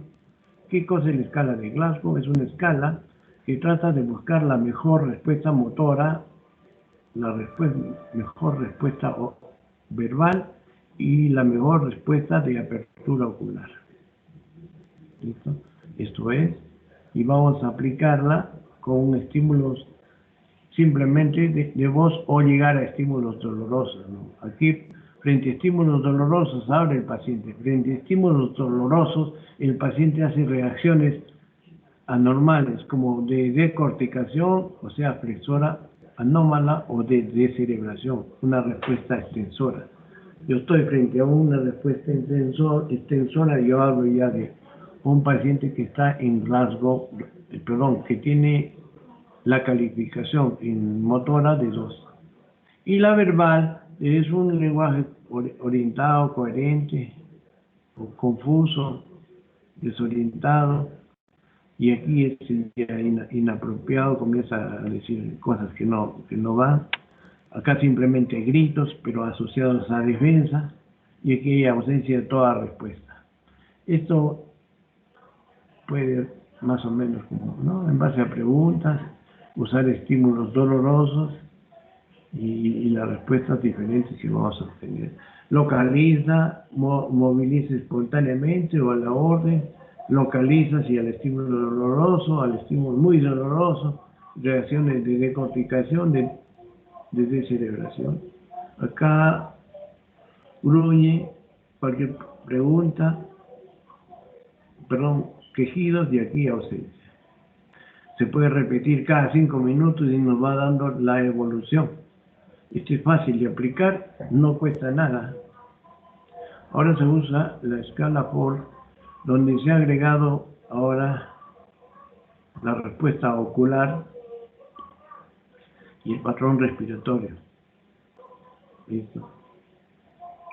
La respuesta ocular y el patrón respiratorio. Esto ha determinado la presencia de síndromes de herniación en la mayoría de casos como causas de estos coma. En el cerebro, en el cráneo, el cerebro, el líquido cefalorraquídeo y los vasos sanguíneos cada uno tiene su presión parcial, porque cada uno tiene un volumen parcial. Si sumamos ese volumen total, nos va a dar una presión total. Esa presión parcial, esa presión total es compartida entre estos elementos. El aumento de uno de ellos debe coincidir con una disminución de cualquiera de los otros, de acuerdo a la doctrina de Monroe-Kelly. ¿Qué significa esto? Para lograr el equilibrio, entonces, si aumenta la masa muscular, debe disminuir la producción de líquido cefalorraquídeo, o debe disminuir el ingreso de sangre. ¿Listo? Hasta un punto crítico, ¿no? Hasta un punto crítico. ¿Ok? Imagínense, esto es como entender una esponja en la mano. Al inicio yo voy apretando, sale líquido, no pasa nada. Va a salir, voy apretando más. Esto es especialmente cuando hay un cuarto espacio, como un tumor. Voy apretando más y entonces va saliendo más líquido. ¿Listo? Llega un punto en que ya no, al apretar más, ya no puedo yo sacarle una gota a esa esponja. En ese momento estamos en un estado en que ha disminuido la elastancia y ha aumentado la resistencia. Entonces ya no puede comprimirse, ha aumentado la resistencia y ¿por qué? Porque la lactancia ha disminuido. Ya no puedo, ya no es flexible. Imagínense. Entonces comienzan a desviarse estructuras en sentido de la línea media de derecha-izquierda o de izquierda-derecha y en sentido de arriba-abajo, determinando la presencia de herniaciones, ¿no? En casos de edema cerebral, miren, la herniación puede ser así, transtentorial, ¿sí? Pero si tenemos un coágulo, un tumor, un quiste hidático, etcétera, entonces va a predominar las fuerzas en el hemisferio donde está yaciendo el daño y comenzará por una herniación transtentorial pero unilateral. ¿Listo? Y lo característico es la presencia de esto, que se llama herniación uncal o del hipocampo o de la porción inferior del lóbulo temporal, que se insinúa en el agujero, en el tectum, y comprime el tronco encefálico lateralmente. ¿Ok? Esta es la herniación uncal. Y entonces, miren ustedes acá, está comprimiendo. Tengo otros casos en mis clases de herniación, pero eso es en fisiopatología, pues supongo que ya les habrán hecho eso. Y entonces tenemos aquí, yo solamente estoy repasando, señores, los síntomas, ¿sí? No los síntomas, yo solamente debo repasar cómo evaluar. Esta parte, como les he dicho, es un plus que les doy para que entiendan las cosas. Entonces hay herniaciones supratentoriales, ¿no? Como esta de acá, por debajo de la faz, subfalciforme, transtentorial, bilateral. Este es el umbus fungi a través de una abertura cuando se hace una operación rara. Nunca la han visto, la van a ver, de repente la han visto ni lo verán. Y herniaciones transtentoriales, bilateral, y esta es la herniación a nivel de Luncus. Una de las más frecuentes, la que debe ser una emergencia neurológica, se da en presencia de coágulos, tumores, etc., comprometiendo el hemisferio, ¿listo? Y por eso hay hemiplegia contralateral y por eso hay compromiso, como el mesencefálico, del tercer par craneal del mismo lado, expresándose una midriasis. Entonces, hay una triada: inconsciencia, parálisis del tercer par homolateral y una hemiplegia contralateral. O sea, estamos frente a una hemiplegia alterna, motora alterna. Encefálico. Entonces, el tronco encefálico debemos evaluarlo en función de cambios pupilares y la oculocefalogía. Mientras que en la protuberancia, el reflejo corneal, los reflejos oculovestibulares, el vulvar superior con reflejo tusígeno nauseoso y el inferior con la alteración del patrón respiratorio. Veamos esto. Entonces las pupilas más o menos tienen algunas características, ¿no? Deben ser intermedias, pero acá no. Acá hay una pupila midriática por lesión de la vía parasimpática. Lo contrario es una pupila miótica por lesión de la vía simpática. ¿Ah? Ok.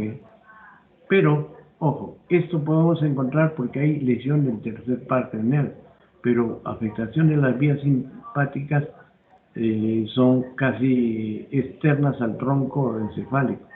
Lesiones protuberanciales nos producen pupilas chiquitas. Las lesiones mesencefálicas pueden ser bilaterales y nos producen midriasis bilateral. Y si la herniación es unilateral, nos vamos a obtener pupilas con anisocoria. Significa que una está dilatada y la otra está normal. Así como acá. Pero, miren ustedes, en un coma metabólico jamás voy a obtener esto.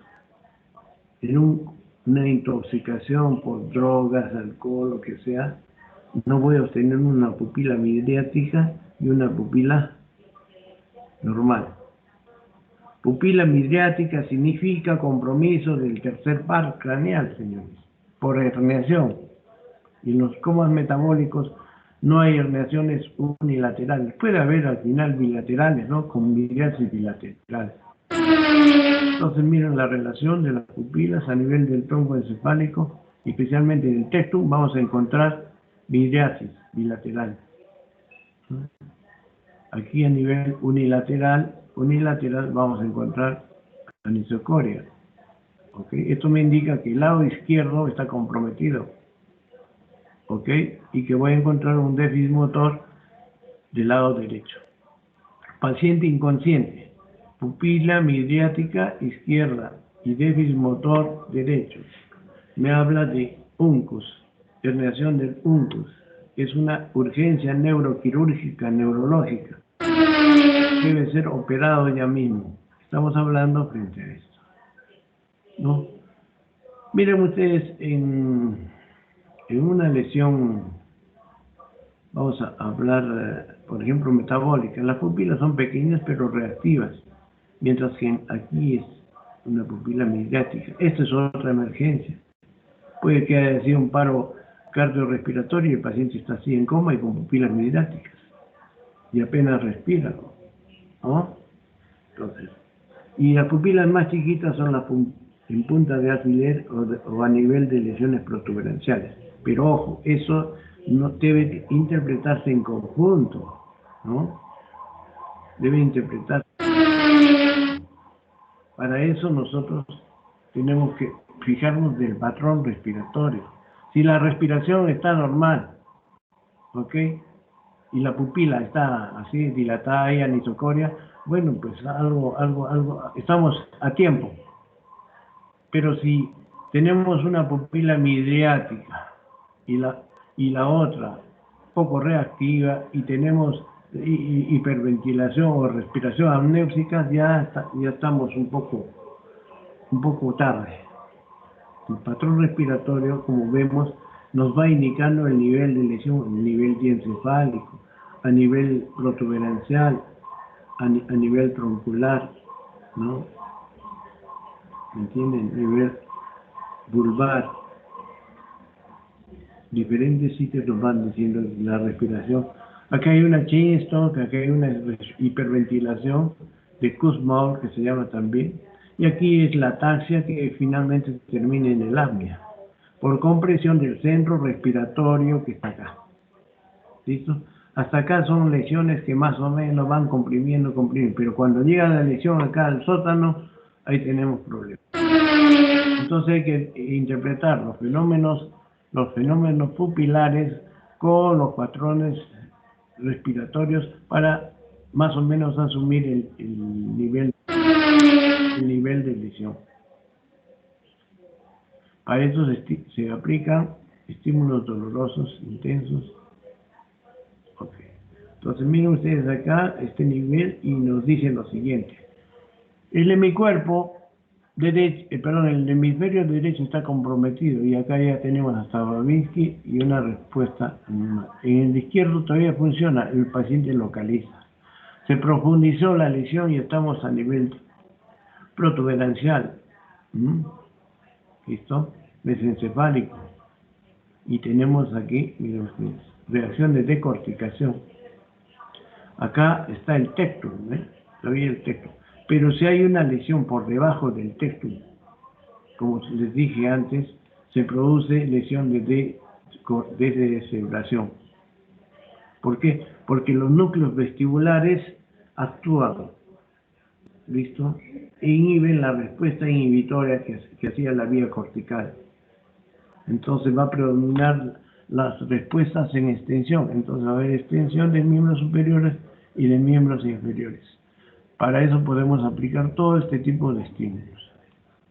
Entonces, de acuerdo a la nivel, hay patrones de respuesta motora, patrones respiratorios, patrones de dilatación pupilar, patrones no de dilatación, patrones pupilares. Lo mismo, vean ustedes, frente a estímulos como es, y cuando ya está bajo una lesión importante, entonces reacción de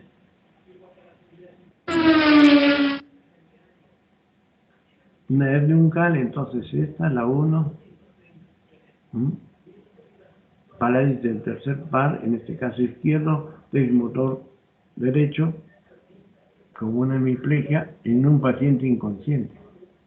Yo puedo encontrar en un paciente consciente una pupila midriática y la otra normal, pero si está despierto no pasa nada, no es una herniación. Entonces, miren ustedes cómo encuentro. Dilatación y una cosa normal significa que ya hay alteración importante a nivel de esto y es una emergencia neuroquirúrgica. Patrones motores también debo encontrar como este de celebración o este anterior como de decorticación. Acá distintas situaciones. Aquí vean ustedes el uncal en que miliasis y alteraciones ya de los reflejos de oculomotores, ¿no? Respuestas anormales. Ya cuando la cosa se vuelve más intensa, la miliasis mayor intensa, ya tenemos una respiración de Kussmaul, especialmente, ya alteraciones importantes de los reflejos muñeca y sigue esa posición. Bueno, y ya si la cosa va acentuándose, miren ustedes, decorticación, perdón, hiperextensión bilateral. Ya cuando la cosa ya es más profunda, ¿no? Vulvar más inferior, miren ustedes, ya se suelta, ya no tenemos reacciones, sino simplemente hay hasta hipotonía. Ojo, y aquí tenemos unos francos ojos de muñeca. Movemos la cabeza a donde sea y los ojos siempre van a estar. Después les... Ok, esto es lo que quiero decir. Normalmente, esta es una persona en coma. En coma, giro hacia la derecha y los ojos se van hacia la izquierda. Giro hacia la izquierda y los ojos se van hacia la derecha. Se mueven. ¿Listo? En contra del giro. Esa es una respuesta normal. Pero cuando ya hay lesiones protuberanciales, mesencefálicas, ya hay una desconjugación. Un ojo va por un lado, el otro va por otro lado.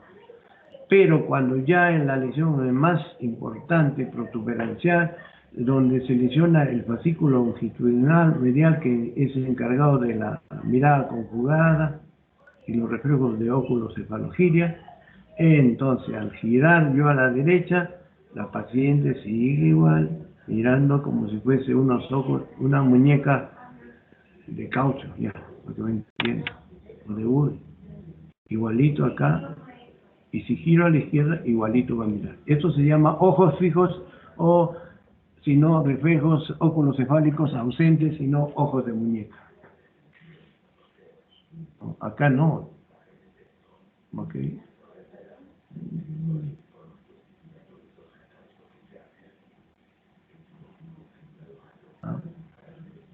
Miren, cuando examinamos en algunos casos la presencia de una respuesta flexora plantar normal, ojo, nos dice que la cosa está bien, pero si ya vamos encontrando Babinski, nos dice que la cosa está mal.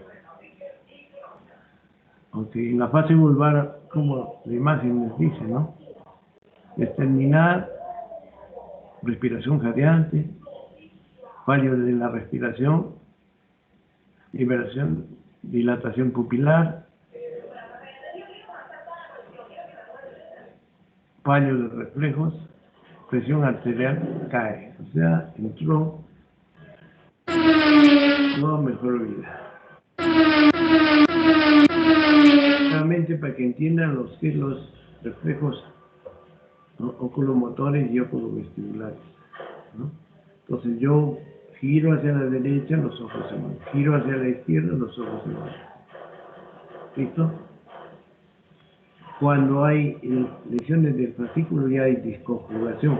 Y cuando ya la lesión es bien a nivel del tronco, ojos fijos de muñeca. Estimulación de los reflejos oculovestibulares. La estimulación, miren ustedes, me lleva hacia el sitio estimulado. ¿Ok? Hacia el sitio estimulado. Acá con una desconjugación. Pero cuando ya la lesión del tronco es baja, ojos fijos. la estimulación no me afecta el movimiento. Esto sí. Realmente este es un cuadro que lo pueden repasar. Es un resumen de todo, ¿no? Ok.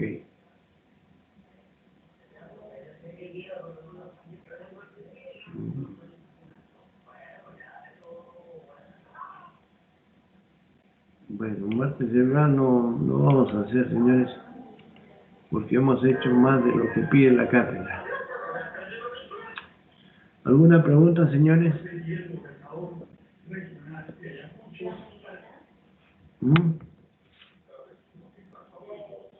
Bueno, entonces lo único que les digo es de que los espero que sus exámenes sean mejores.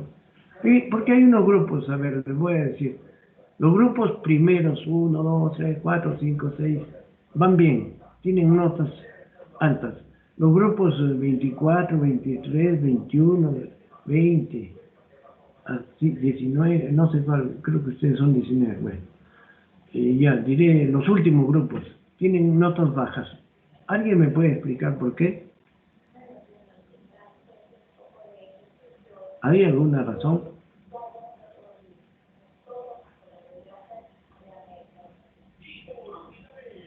Bueno, nadie me va a decir nada. Alguna verdad existe que no la quieren decir porque no quieren herir sentimientos. De repente, porque presumo. ¿Y tiene que ver con la matrícula, señores? Al momento de la matrícula.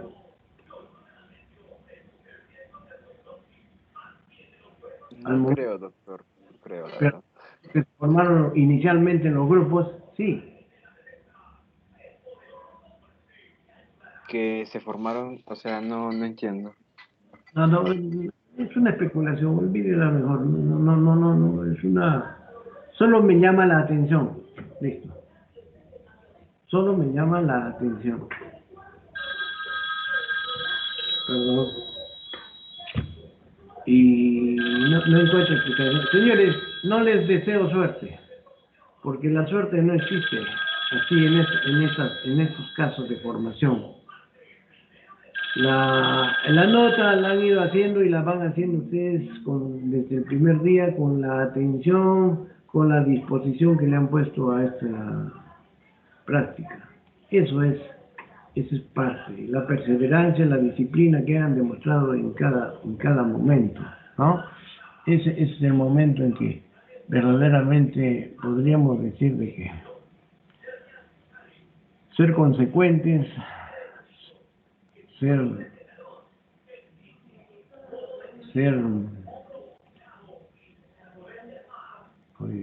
quiero yo aquí, acá. Como les digo, ser perseverantes y lo más importante, aspirar sin egoísmo, señores, sin egoísmo, sin pisar a nadie. Ser ambicioso, hay que ser ambicioso, por supuesto. ¿Quién no? Pero buscar el éxito monetario a través de esto, no van a tener la paz interior, la felicidad. El éxito de otro tipo es mucho más. Eso como dicen, no lo compra la tarjeta Visa. Fórmense, señores, sean competentes cada uno de ustedes. No el peor alumno es el mejor médico, ni el mejor alumno es el mejor médico. Así es que con eso les doy. Esto es una entrega, esto es una vocación. Hay alumnos que tienen muy buenas notas y dicen, ¿y a mí por qué no me va bien en la consulta privada? Por el genio pues, que tienen, la forma de tratar la prepotencia que generalmente existe, la autosuficiencia. Deja muchas veces la humildad de lado. Señores, en este momento les voy a tomar la asistencia. Aguilar. Presente. Aguilar. Perfecto. Álvarez, Rafaeli. No está. Benítez. No, ese no es.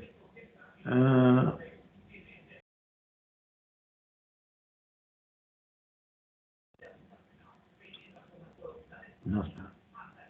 Chambi Álvarez. Doctor, disculpe. Presente. Estefanía Álvarez, presente. Mi internet se había cortado. No, pues señorita, no. ¿Por qué siempre tiene que haber este tipo? Bueno, no, Lali, ya estamos así. Doctor, Chirino disculpe. Pérez. Chirino yo soy- Pérez. Presente, doctor. Cornejo Espinosa. Presente, doctor.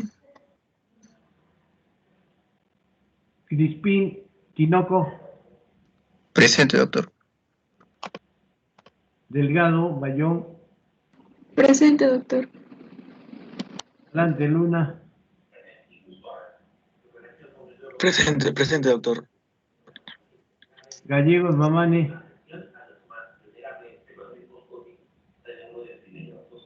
García Chávez.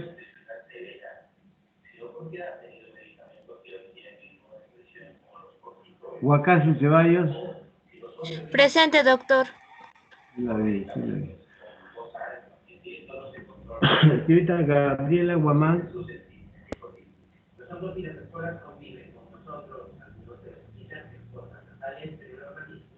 Cita Jara. Presente, doctor. Buenos días. Yerena Guamaní. Presente, doctor. Presente. Maldonado Mancilla. Presente, doctor. Buenos días. Amani Puma. Presente, doctor. Buenos días. Manrique Sánchez. Presente, doctor. Buenos días. Martínez Díaz. Presente, doctor. Buenos días. Mendoza Montesinos. No sé. Miranda González tampoco. Murillo Pineda. Presente, doctor. Obando. Presente, doctor. Luis Pérez Ortiz. Ya sí. Pérez Ortiz.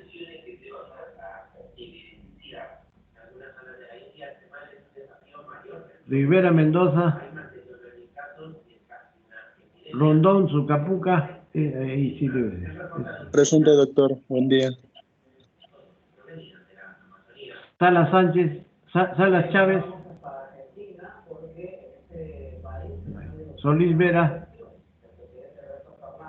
Presente, doctor. Tello. Presente, doctor. Buenos días. Torres Cáceres. Presente, doctor. Buenos días. Velázquez, no. Vilca. Presente, doctor. Buenos días. Villanueva Sea. Presente, doctor. Buenos días. Rita Márquez.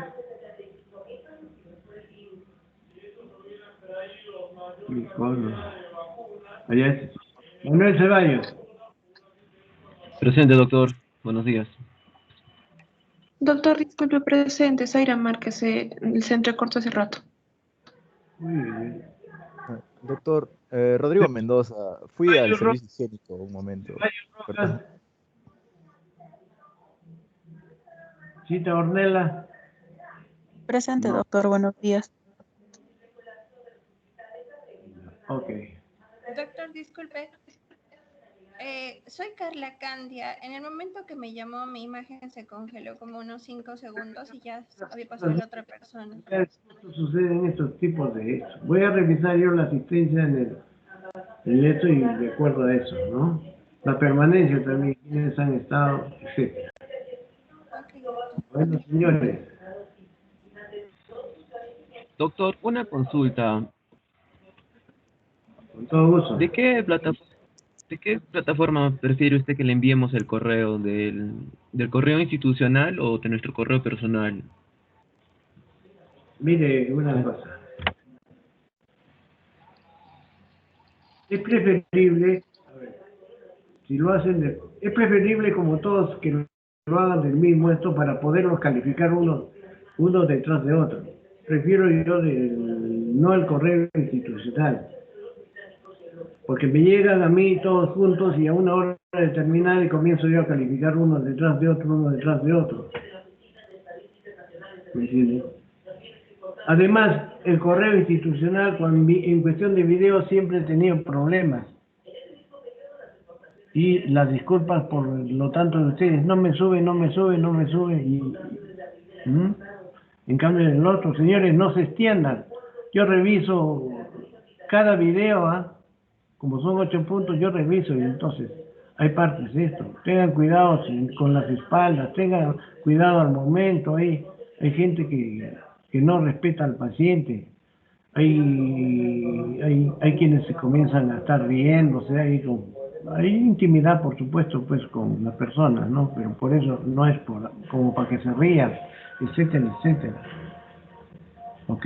La forma de dirigirse, la acción es lo que me interesa a mí, cómo están. No, no voy a calificar igualito al que tiene un papel y lee la mano y dice, ahora vamos a hacer tal cosa. Por favor, ¿puede usted hacer tal? No, pues, yo quiero que aprenda, ¿no? Si hace el ejercicio es porque lo ha revisado, se hace la prueba, pero es porque la ha revisado y la está ejecutando. Y lo procedimental es lo que yo califico, no el conocimiento, sino lo procedimental, el procedimiento, la acción, Ok, ¿alguna pregunta más?